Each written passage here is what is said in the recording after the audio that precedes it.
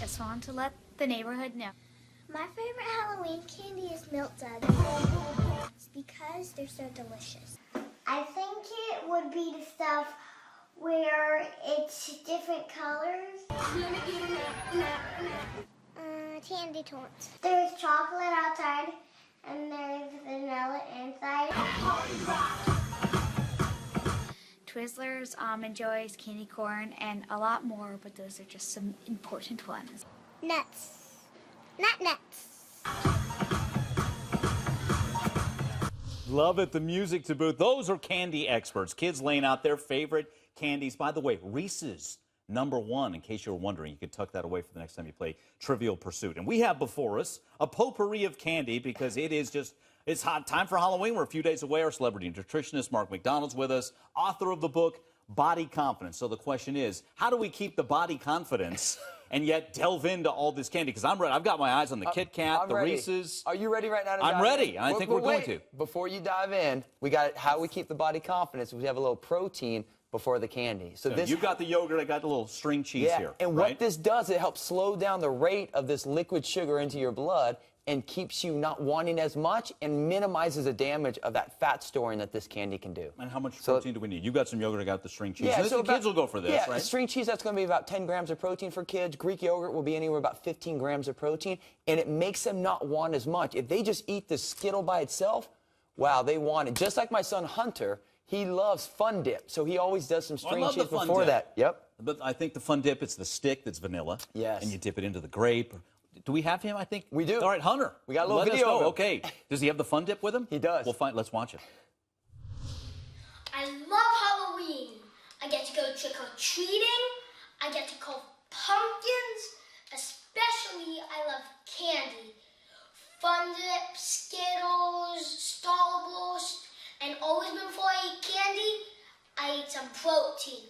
Happy Halloween!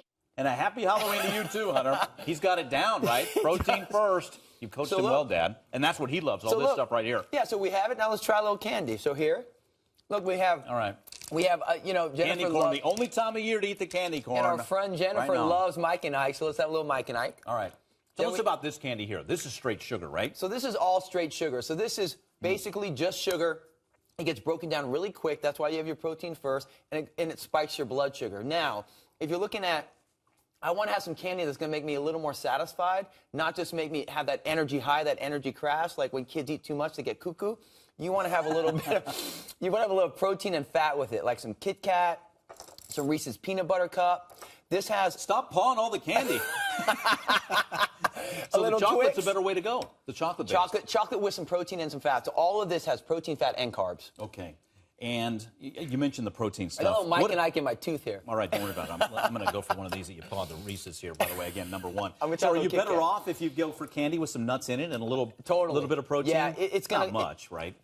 It's still candy. So, I mean, let's be realistic on that side. But when you just eat this by itself, all you want is more. When you just eat this, it will keep you satisfied a little bit longer.